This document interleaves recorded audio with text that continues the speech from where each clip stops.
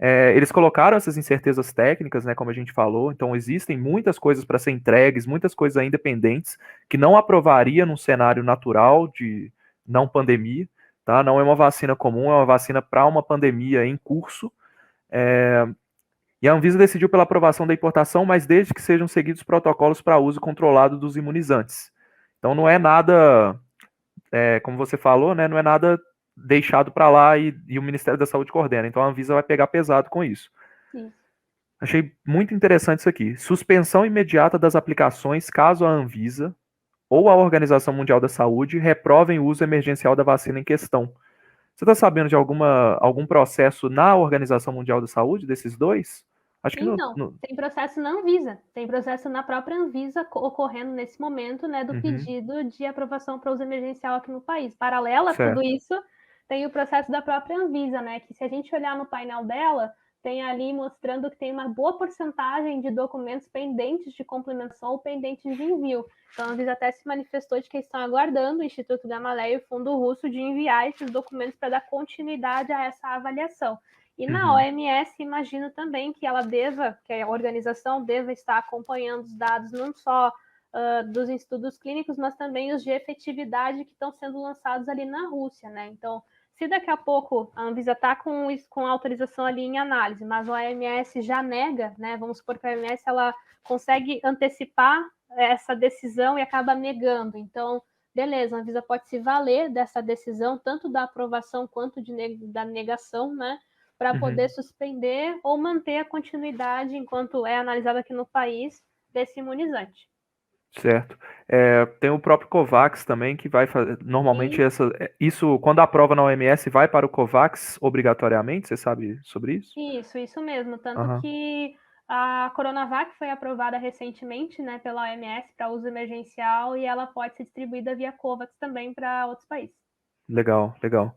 Bom, é importante a gente falar, então, né, essa questão que você citou aí da Anvisa ter esse processo muito importante, porque pode ser que ela descubra alguma coisa ali nos documentos que fale, olha, nesse momento já não podemos mais, o registro foi negado, ou a aprovação emergencial foi negada, mas é importante também, Melanie, a gente citar de novo, né, que do jeito que está hoje, a gente garante que as vacinas, elas são, no mínimo, aplicáveis nessas condições. É por isso que a gente está botando essas condições especiais.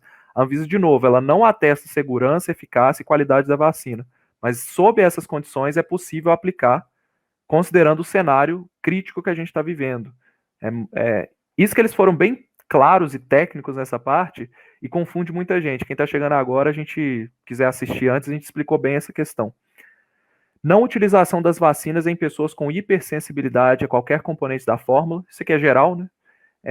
Agora, eles colocaram aqui, já colocaram nessa vacina, grávida, lactante, menor de 18 anos ou maior de 60 anos, mulheres em idade fértil que desejam engravidar nos próximos 12 meses, enfermidades graves ou não controladas e antecedentes de anafilaxia. O que a gente pode tirar disso aqui? Significa, então, que eles estão preocupados?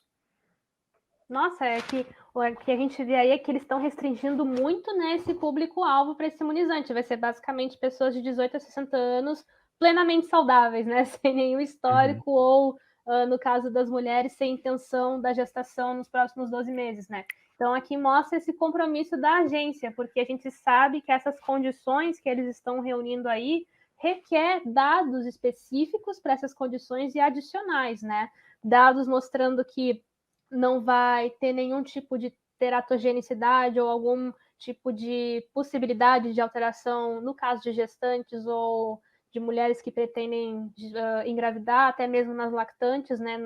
A gente sabe que existe a imunidade passiva, por exemplo, né? A transferência de elementos do sistema imune como anticorpos pelo leite materno.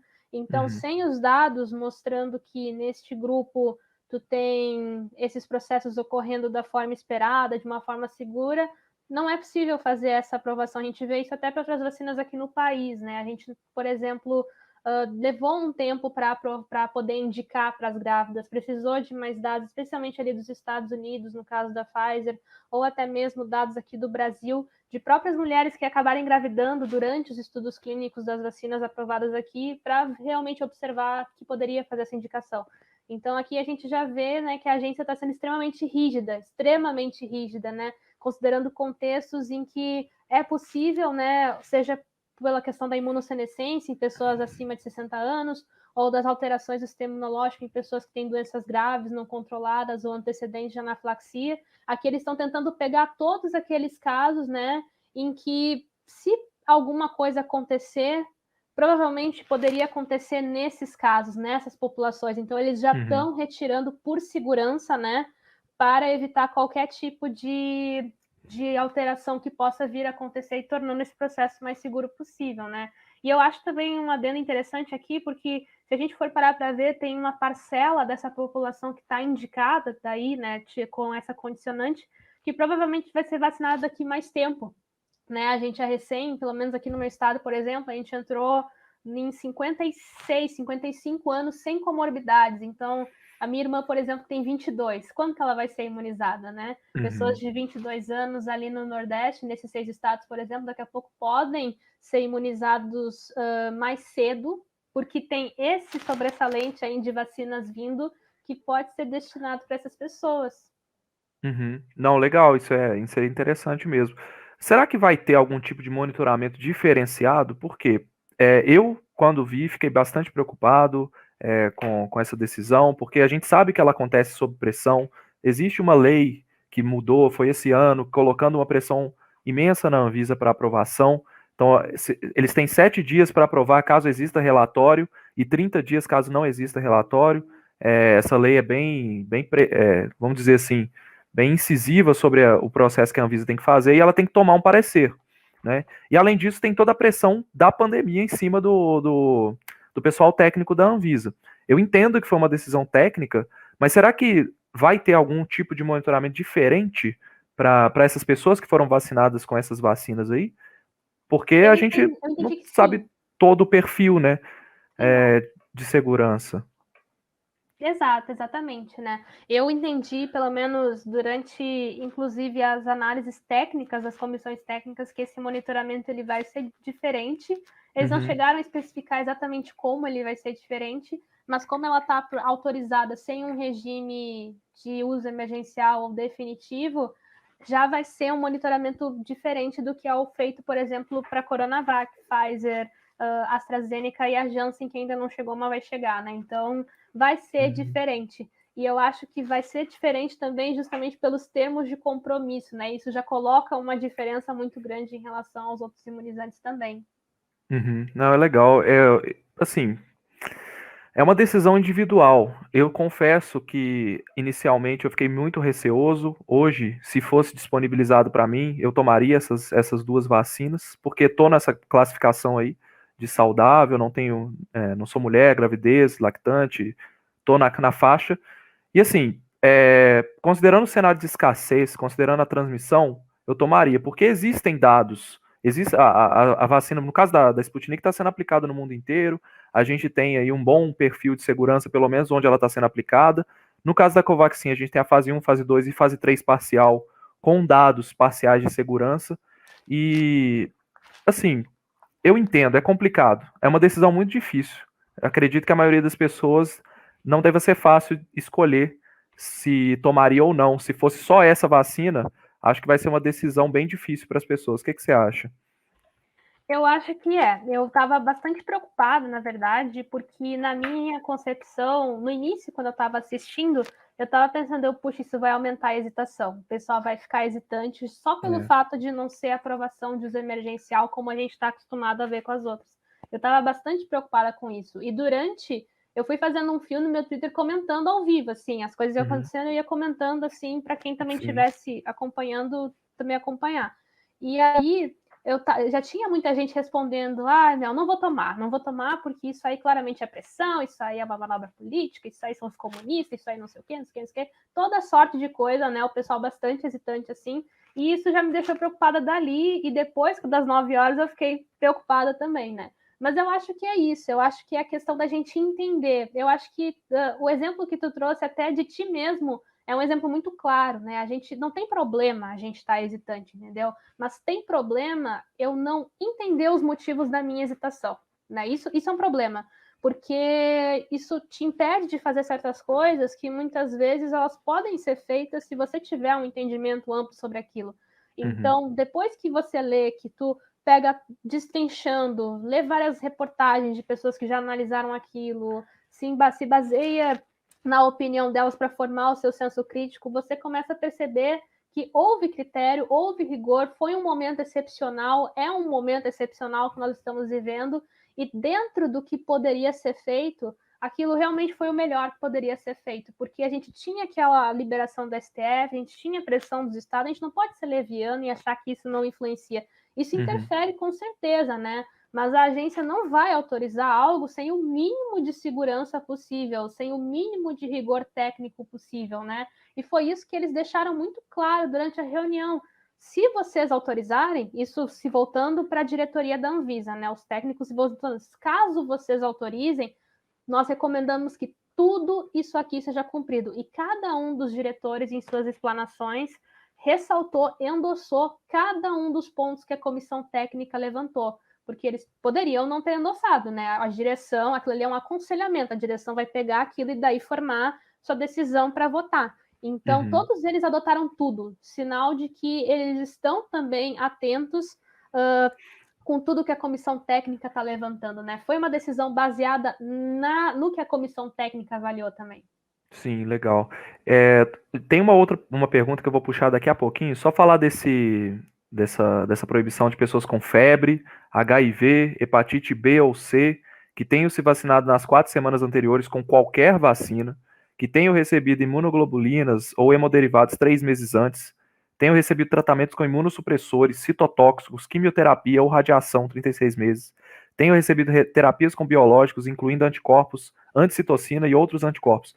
Então, é realmente uma restrição bem grande. Pessoa com febre, HIV, hepatite B ou C, ou seja, está sendo bem restrita. Agora, a pergunta que eu queria puxar, Mel, é o seguinte.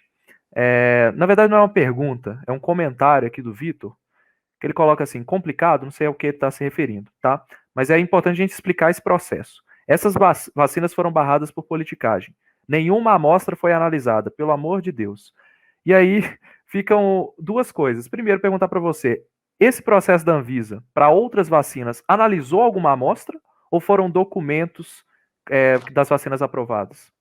Então, Vitor, essa é uma dúvida que eu recebi muito também, e eu fui atrás, eu conversei com pessoas dentro da agência para eu me informar também, e a Anvisa não compete a Anvisa fazer análises.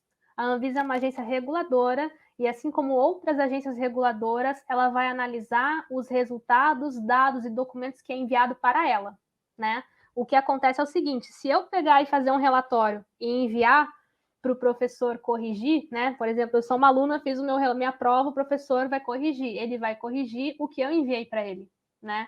E se eu quiser enviar, e se eu quiser um desfecho diferente da nota que ele me deu, eu vou ter que fazer uma outra prova, mostrar outros raciocínios, outros desempenhos, para daí receber uma outra nota para ele, porque o que compete ao professor é corrigir a prova, né?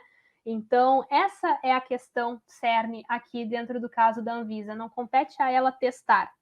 Se bem que aconteceu uma coisa também excepcional aqui agora, né, Lucas? Isso. Dentro dessas condicionantes vai haver testagem desses lotes também. Mas isso foi algo que foi colocado justamente por quê? Porque como é um processo que não está com autorização de uso emergencial ou registro definitivo, vai ser testado pelo setor específico lá sob essas condições. Mas a questão é, isto compete à Anvisa? Não, não compete à Anvisa e não compete também a agências reguladoras no geral. Não, isso é interessante. E, de novo, não é a Anvisa que vai analisar, é um laboratório, tá até aqui, ó. Os lotes importados devem ser aprovados pelo Instituto Nacional de Controle de Qualidade em Saúde da Perfeito, Fiocruz. isso mesmo. Eles colocaram isso para as duas vacinas porque ambas têm assim, incertezas com relação à formulação ali. No caso dos adenovírus replicantes, por exemplo, da Sputnik, isso estimula ali para ver se realmente eles estão cumprindo essas dosagens. No caso da formulação da Covaxin, por a gente não ter uma fase 3 tão completa assim, eles também colocaram essas análises. Eles colocaram bulas e rótulos que, em português, parece uma coisa boba, isso aqui, né? Mas a gente tem que lembrar que quem vai aplicar essas vacinas vai estar à disposição deles ali pessoas de todos os tipos em cidades com diferentes infraestruturas. Então imagina um profissional de saúde que tem acesso a uma bula em russo, né? A bula tem que estar em português. Mesmo se tivesse em inglês, ela também, às vezes, dependendo da pessoa, ela não saberia analisar. E a bula, ela é importante até para o profissional de saúde, porque ele consegue ver ali determinadas reações adversas que podem acontecer e já se preparar para isso. Então, sim, é uma exigência boba, mas ela é muito importante. E aqui eu achei interessante, porque eles querem que o comunicado claro seja feito pelo Ministério da Saúde de que o imunizante não tem avaliação da Anvisa quanto aos critérios de qualidade, eficácia e segurança. Quando eu vi isso pela primeira vez, eu pensei, poxa, a Anvisa está lavando as suas mãos e deixando isso à mercê dos brasileiros. Mas não é isso, né? É uma questão para reafirmar o perfil técnico dela. Você tem uma outra visão, Melanie? Eu acho que é só por isso mesmo, para reafirmar esse perfil técnico e deixar claro esses condicionantes na aprovação. Exato, muita gente me questionou, mas isso não quer dizer que a Anvisa está lavando as mãos para essa situação? Não, é muito pelo contrário.